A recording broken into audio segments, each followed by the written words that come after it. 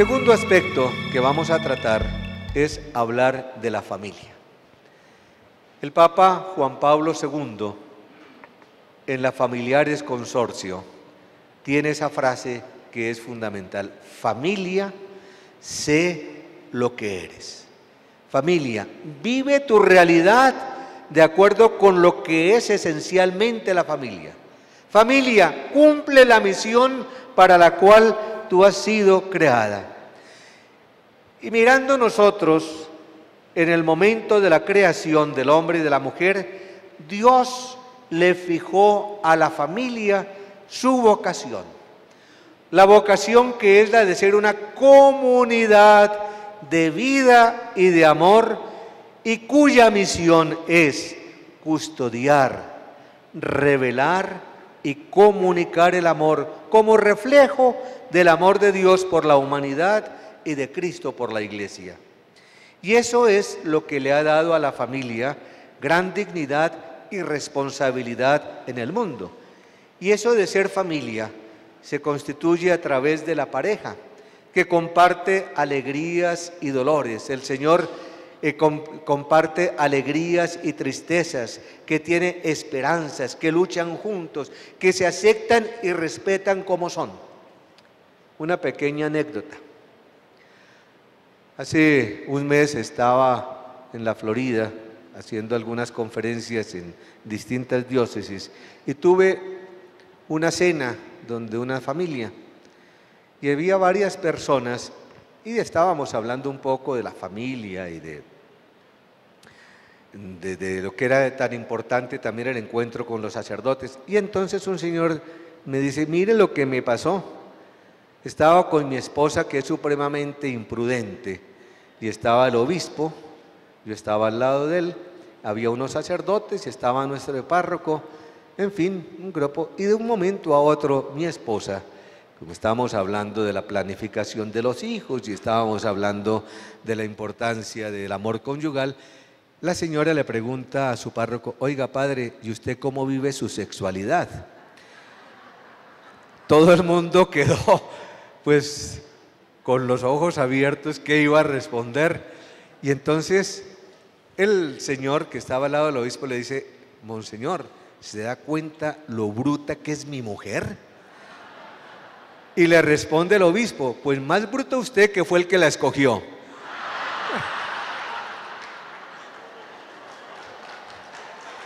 Bueno,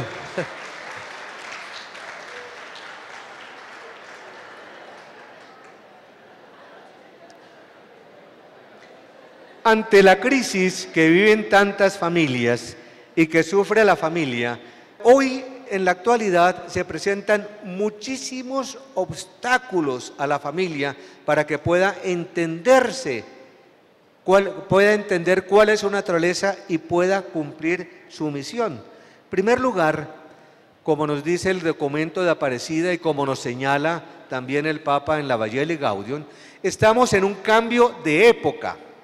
Estamos en un momento en el que de una u otra manera se está desvaneciendo la concepción del ser humano y de su relación con Dios.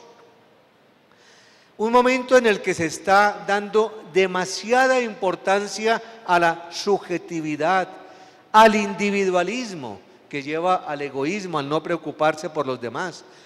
Vemos que estamos en una sociedad en donde crece la falta de respeto, en donde hay cantidad de situaciones de violencia y de violencia intrafamiliar, en donde se debilita la alegría de vivir. ¿Cuántas familias viven aburridas? ¿Cuántos señores dicen: ay, es que ya terminé el trabajo y tengo que llegar ahora a mi casa a mirar a mi esposa ya que me va a regañar?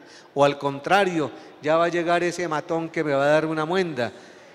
Bueno, estamos en una sociedad en donde muchas veces el machismo influye muchísimo, en donde se va destruyendo lo que es la familia y su misión, y en donde no hay un deseo por luchar por el bien común. Y todo esto nos lleva a pensar a veces con nostalgia esa sociedad que muchos de nosotros vivimos, en donde en general se buscaba el bien común, en donde había optimismo, en donde se luchaba por un mundo mejor. pero estamos viviendo ahora en una época que se llama del posmodernismo. Esta época está caracterizada por que se busca más bien el bien individual, se busca el placer, el pasarla bien, el gozar la vida, una preocupación únicamente por el bienestar individual. Un mundo en donde tenemos una avalancha de información terrible. Es que hoy en día cualquier cosa en un segundo podemos saberla.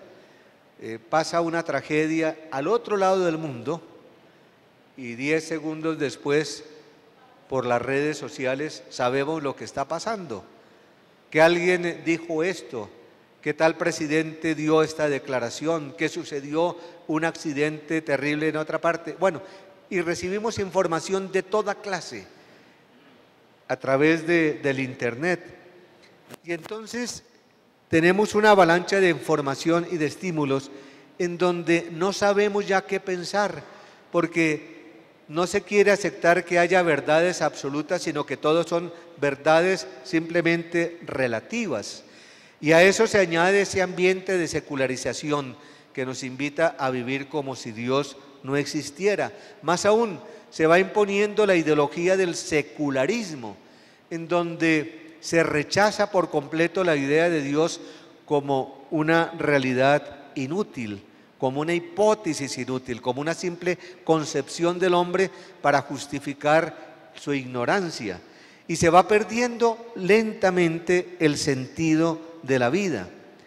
Más aún, no se acepta que se hable de familia, sino que hoy en día se quiere hablar de familias, es decir, hablar de una serie de realidades donde cabe cualquier tipo de unión.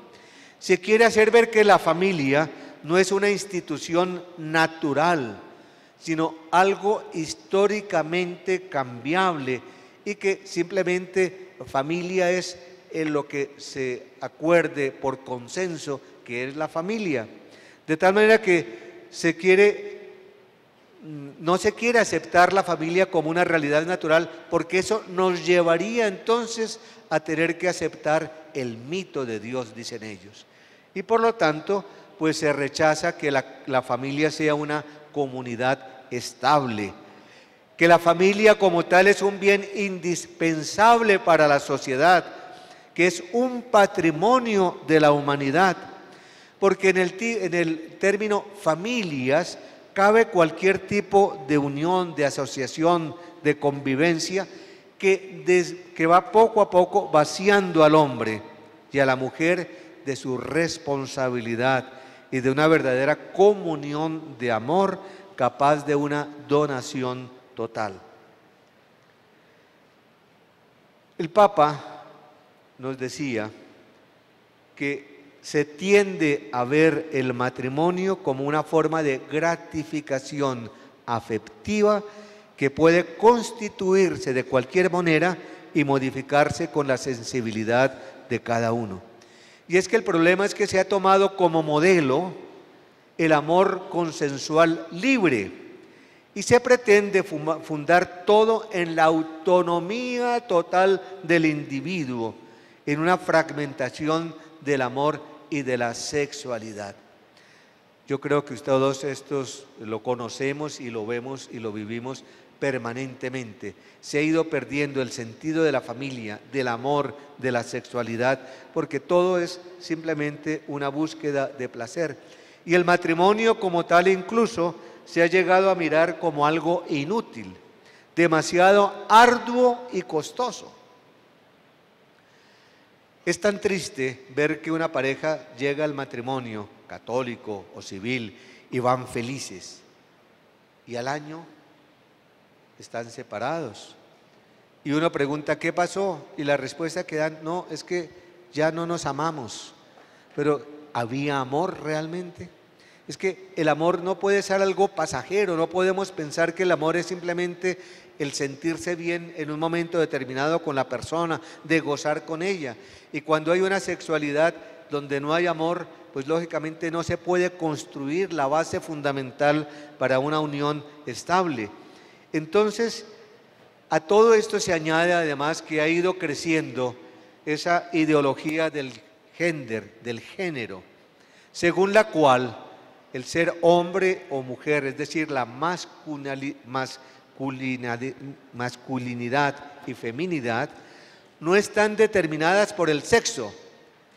Cuando miramos el ser masculino o femenino por la parte del sexo, decimos solo hay dos realidades, hombre y mujer, sino que se mira a través de, se dice, son simplemente unas construcciones de tipo cultural y algo que proviene únicamente del lenguaje. En el lenguaje hablamos de masculino, femenino y neutro.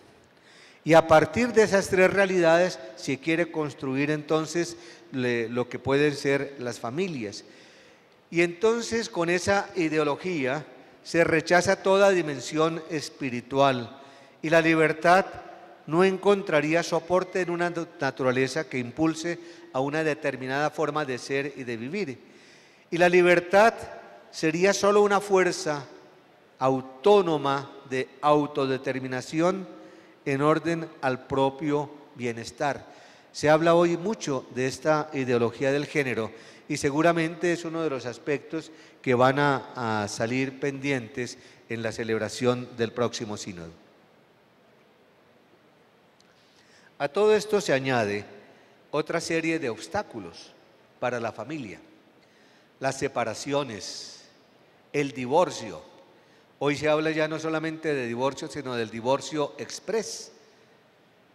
En un momento, antiguamente colocaban, bueno, ustedes se pueden separar y tienen que pasar, por ejemplo, hablo de las leyes en Italia. Antes de 3 años de separación no podían divorciarse. Acaban de aprobar una ley que bastan 3 meses. Se separan y en 3 meses. Y en algunas partes basta que se presenten ante el juez y ya quedó realizado el divorcio. Crece el número de parejas que se van a vivir en unión libre. Más aún, se busca la legalización del matrimonio o de la unión de personas del mismo sexo. Y ya no solamente han aprobado esto, sino que se quiere legitimar la adopción por parte de esas parejas. Todo eso influye en la realidad de la familia. A esto habríamos que añadir otra serie de dificultades. Ese ambiente secularizado en el que estamos inmersos, la crisis económica, el desempleo, la drogadicción, la distorsión de la sexualidad, la violencia intrafamiliar, la pérdida de comunicación entre las personas. Sin embargo, a pesar de todo eso, hay otra realidad, pero una realidad de aquellas familias incompletas o monoparentales, madres solteras, madres viudas, que sin embargo tratan con mucho amor de tejer esa vida familiar a través del amor, de la entrega, del sacrificio. Un segundo aspecto, además de esos obstáculos, tenemos que mirar que la familia es generadora de valores. No pensemos que a pesar de esos embates, a pesar de todos esos embates que sufre la familia, tenemos que seguir luchando para darle realce a la dignidad y grandeza que ella tiene. Es cierto que una noticia espectacular o escandalosa hace que nos olvidemos del contexto global. Y entonces, cuando hablamos de la familia y pensamos en todos los obstáculos que la rodean, muchas veces pensamos, no, ya estamos en la hecatombe de la familia, estamos como en una realidad apocalíptica. Pero no es cierto eso, porque la mayoría, a pesar de los problemas cotidianos, tratan de vivir con serenidad y alegría. Es cierto que habrá problemas, pero la gran mayoría de nuestras familias y nuestras familias cristianas buscan el diálogo, se tratan con respeto, buscan la manera de colaborarse, tratan de vivir su fe, se ayudan en la participación en los sacramentos, se acompañan, tratan de dar testimonio. Y todo esto a pesar de las dificultades que se van presentando, de tal manera que el amor mutuo y la presencia del Señor en el hogar fortalecen los vínculos familiares. Tenemos que abrir espacio para que el Señor esté en nuestra familia. Veamos entonces realmente qué es la familia. En primer lugar, tenemos que tener en cuenta que la familia es la célula fundamental de la sociedad, que es la primera expresión de esa naturaleza social del hombre, y que la familia está en función de la vida, de tal manera que en su concepción más propia, la familia ¿qué es? Es la unión estable de un hombre y de una mujer, fundada en el matrimonio y abierta a la generación y educación de los hijos. Esta es la concepción de lo que es realmente una familia. Y el amor es lo que debe tejer esa realidad familiar. En la familia existe el amor entre los esposos, el amor entre el padre y los hijos, el amor entre los hermanos. En la familia debemos de aprender a amar a Dios. Más aún, la familia es un reflejo de Dios mismo. Y Dios inscribió en la familia, en la pareja humana, la vocación y la capacidad y la responsabilidad del amor y la comunión. De tal manera que el amor es una vocación fundamental e innata de todo ser humano. De tal manera que ser familia y pertenecer a una familia no es algo secundario. Por el contrario, es allí en donde se vive la primera expresión del amor. En la familia es donde nosotros podemos tomar conciencia de nuestra propia personalidad. En la familia es donde aprendemos a abrirnos a los otros, de abrirnos a Dios y buscarlo como Padre, de buscar el bien común, aprendemos a tener relaciones interpersonales, aprendemos lo que es ser responsables, solidarios, a sacrificarnos, a escuchar, a dialogar, a tener actitudes de gratitud y al mismo tiempo de gratuidad. Es donde experimentamos nosotros la ternura y en donde la persona se siente amada. Y por eso los padres de familia tienen que preocuparse por vivir estas realidades, por construir todo esto, evitando aquellos antivalores que muchas veces ellos van también sembrando por su antitestimonio de vida. De tal manera que la familia es algo fundamental y que nosotros tenemos que luchar por defenderla. Y por eso el Papa Juan Pablo II hablaba de la importancia del Evangelio de la familia, Evangelio que nosotros tenemos que vivir y predicar. ¿En qué consiste este Evangelio de la familia? En primer lugar, miremos cómo en la pareja inicial Dios creó al hombre y a la mujer, la pareja, como imagen y semejanza de Dios. Hombre y mujer que tienen una misma dignidad y que están llamados a complementarse y a ayudarse. Cada uno debe buscar el bien y la realización de su pareja. Están hechos para que se amen y se amen de verdad, se colaboren, se respeten, se ayuden. El Papa, hablando a los novios en una gran reunión que hubo como de 10.000 parejas de novios en Roma hace año y pico, durante el año de la fe, le hablaba a los novios y les daba una serie de consejos que eran fundamentales y les hablaba de la importancia del diálogo y del que ellos aprendieran a respetarse, que cuando ellos se casaran y si tenían dificultades, no se acostaran sin antes haber tenido un momento de reconciliación, de diálogo, de comprensión, para que pudiera conservarse ese amor. Y era necesario que cada uno entendiera que él es un don para ella y que ella es un don para él, y que en realidad el amor tiene que ser una donación gratuita, que no haya ningún interés torcido de por medio, y que ellos están llamados a ser un reflejo del amor trinitario, porque la familia cristiana es una comunidad de personas que debe reflejar la comunión del Padre y del Hijo en el Espíritu Santo, y que su actividad procreadora y educativa es el reflejo de la acción creadora de Dios. Por eso se habla del Evangelio de la familia, que significa dos cosas. Por una parte, lo que el Evangelio dice acerca de la familia, pero por otra, el testimonio mismo que puede dar una familia en donde se aman y se respetan y son fieles frente a los demás.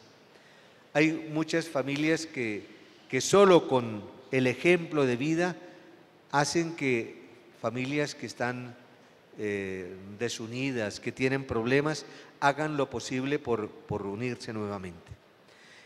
Más aún, Dios bendice la pareja para que sean fecundos. Esto es fundamental.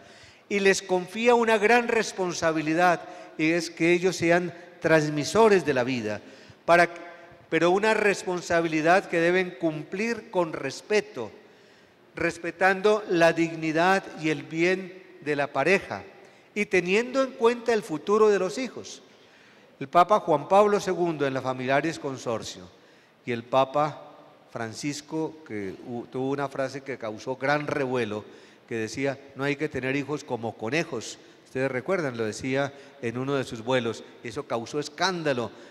No, él lo que quería decir era que hay que tener una paternidad responsable, pensando en el bien de la pareja y al mismo tiempo en el bien de los hijos. Y entonces decía así: tenemos que estar abiertos a la vida, es fundamental, pero con una gran responsabilidad.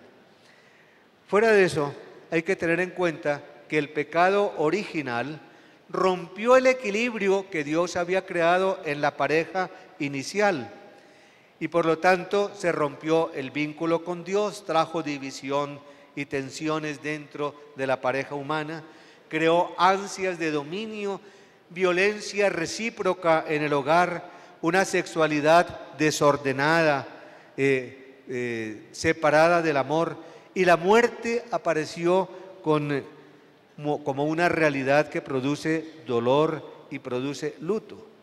Sin embargo, el Hijo de Dios compartió nuestra naturaleza humana y a través de su sacrificio redentor restableció la dignidad del matrimonio y de la familia en su forma original. Y por lo tanto, Jesús ciertamente retoma las bases de la ley, pero muestra que por encima de todo debe estar el amor y la misericordia. Y recuerda que todo ser humano ha sido creado para amar y que no se puede vivir sin amor. Y defiende el valor de la familia y la indisolubilidad del matrimonio. ¿Por qué? Porque en su época bastaba que el hombre diera cualquier disculpa para que pudiera repudiar a la mujer. Y el Señor sale en defensa de la mujer diciendo: Dios creó al hombre y a la mujer y quiso que fueran una sola carne, y que lo que Dios ha unido no lo separe el hombre. Y lo hace fundamentalmente para poder defender a la mujer. Más aún, va en contra de aquellos matrimonios de conveniencia, en donde eran los padres los que escogían con quién se debía casar, y que existe todavía en algunas culturas, para que fuera un acto absolutamente libre y lleno de amor.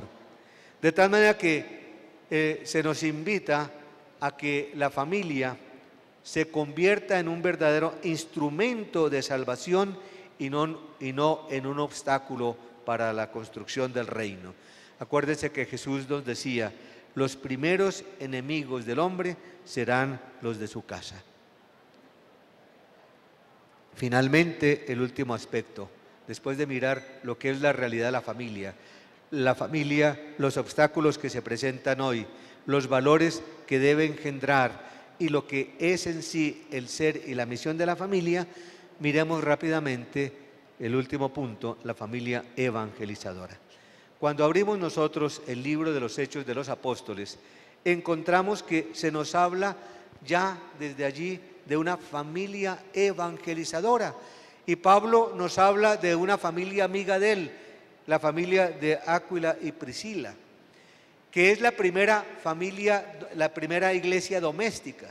Y él dice que lo libraron a él de muchos males y que muchos paganos tienen mucho que que agradecer a esta familia, porque en su casa se reunían para recordar a Jesús, para celebrar la fracción del pan, para compartir con generosidad todos los bienes.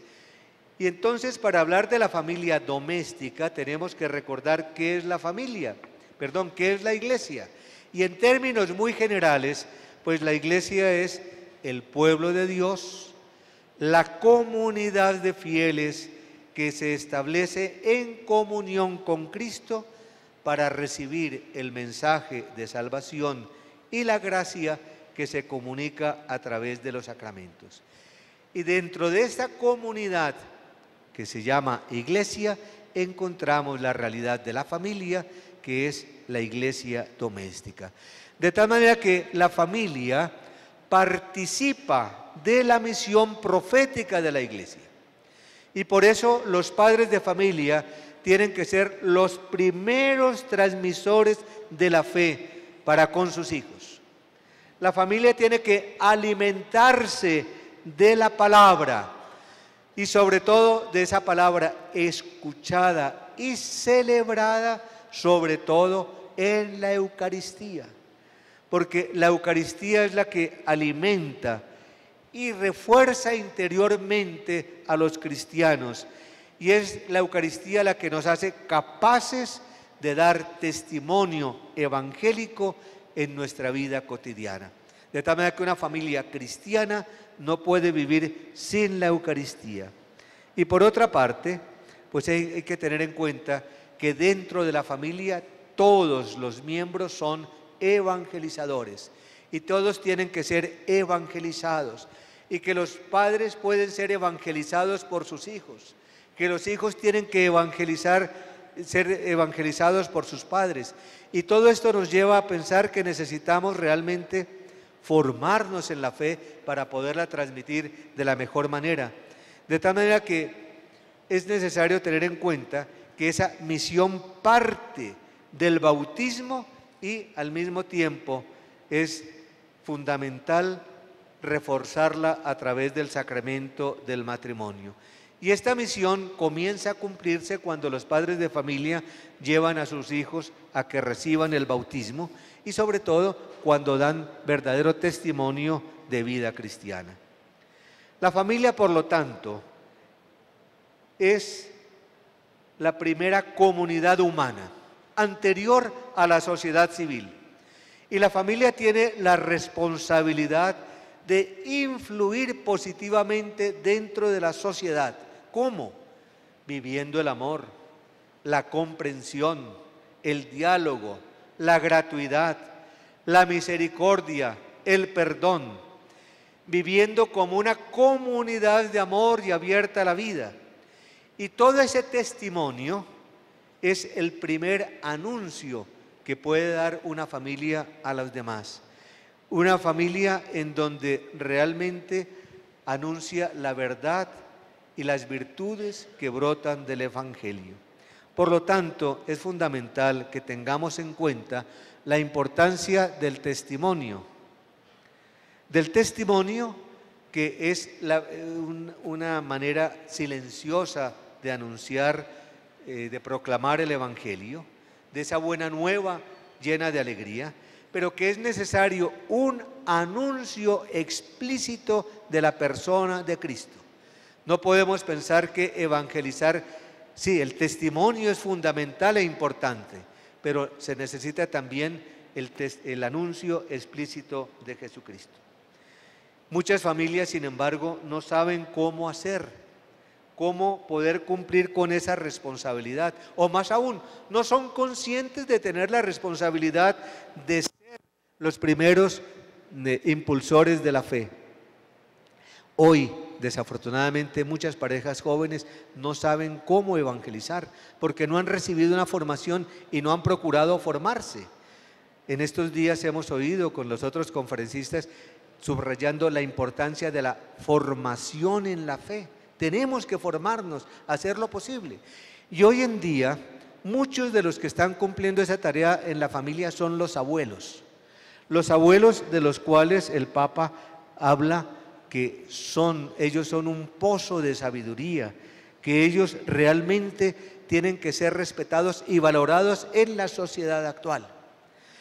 Integrarlos en la realidad familiar, no abandonarlos, no tenerlos completamente descuidados como muchas veces está sucediendo.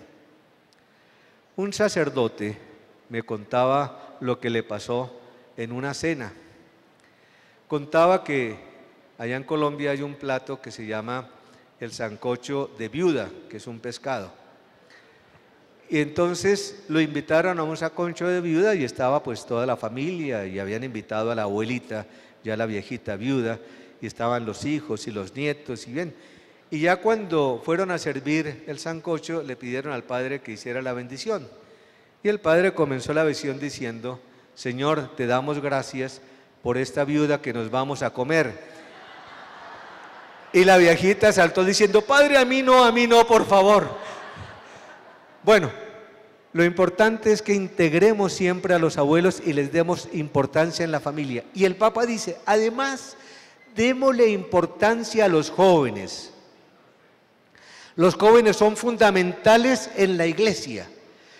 Y es que muchas veces no sabemos cómo acercarnos a ellos. Nos da miedo a nosotros como pastores educarlos. A los papás les da miedo hablar a los hijos porque les responden con un grito.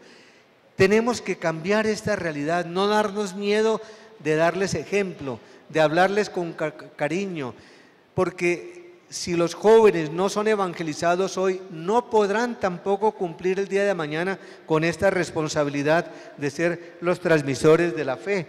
Y por eso tenemos que hacer un esfuerzo para que realmente ellos caminen con nosotros. El Papa decía, es que los jóvenes encontramos en ellos un gran entusiasmo y dinamismo que tenemos que saber aprovechar. Muchos de ellos están buscando vivir con autenticidad y están hastiados de lo que el mundo de hoy les presenta. Y dice, qué bueno es que los jóvenes callejeen la fe, es decir, que den testimonio allí en donde se encuentren, en cualquier circunstancia. Pero para esto entonces es necesario prepararse con sencillez y vivir con alegría la cercanía de Jesús. Cumplir la responsabilidad de los deberes familiares, dar ejemplo en el hogar, orar juntos, participar de la misa dominical, realizar obras de caridad, ser serviciales, de mantener viva la devoción a la Santísima Virgen en la familia. Esto es absolutamente fundamental. Tener entonces actitudes de convivencia que ayuden a vivir con gozo la fe cristiana dentro del hogar. Y para eso el Señor señalaba un criterio fundamental en el Evangelio que nos dice: sean misericordiosos como el Padre es misericordioso. No juzguen y no serán juzgados. No condenen y no serán condenados. Perdonen y serán perdonados. Den y se les dará. Estos son criterios evangélicos para vivir con fidelidad y gozo la fe cristiana. ¿Y esto qué supone? Evitar los prejuicios. Muchas veces juzgamos a las personas porque tenemos prejuicios y nos equivocamos generalmente. Evitar los chismes. El Papa sí que habla de eso. No nos dejemos llevar por los chismes. Evitar las críticas, más bien ver cómo reconocer lo bueno que hay en las otras personas, en las familias. Tener la valentía de perdonar y ser reflejo vivo del amor y de la misericordia de Dios. Por lo tanto, la familia se construye apoyada en el amor divino. La familia no puede ser algo simplemente pasajero, no es una realidad, llamémosla así, desechable. Y por eso el gran desafío de la familia cristiana es estar juntos y saberse amar para siempre. El Papa, en una catequesis, si no me equivoco, de la semana pasada, hablando en la Plaza de San Pedro, decía: así como en el Padre Nuestro decimos, perdona nuestras ofensas, danos hoy el pan nuestro de cada día, dice, la familia debería decir siempre, Señor, danos hoy nuestro amor de cada día. Que todas las familias recitaran eso día tras día, porque el amor cotidiano, dice el Papa, es el pan del alma, el que lo sostiene para seguir adelante. De tal manera que su testimonio es el primer paso para irradiar la alegría que brota de tener a Cristo en su hogar. Pero para poder realizar todo esto es fundamental apoyarnos en la gracia del Espíritu Santo. No pensemos que solos podemos cumplir con esta tarea.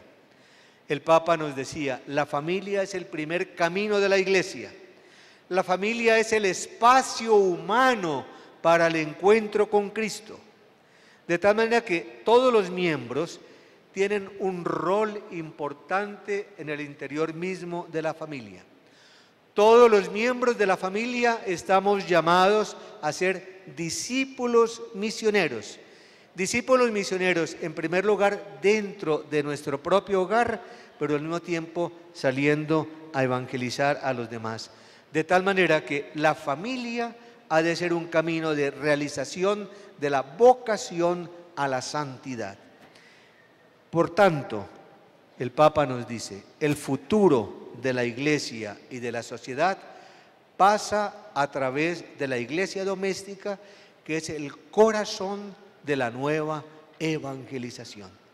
Por lo tanto, mis queridos amigos y amigas, hagamos todo lo posible para que con la gracia del Espíritu Santo podamos irradiar la alegría del Evangelio que debe reinar en la familia evangelizadora. Ustedes deben ser los protagonistas de la nueva evangelización, viviendo esa realidad al interior de su familia y haciendo de sus familias una auténtica iglesia doméstica.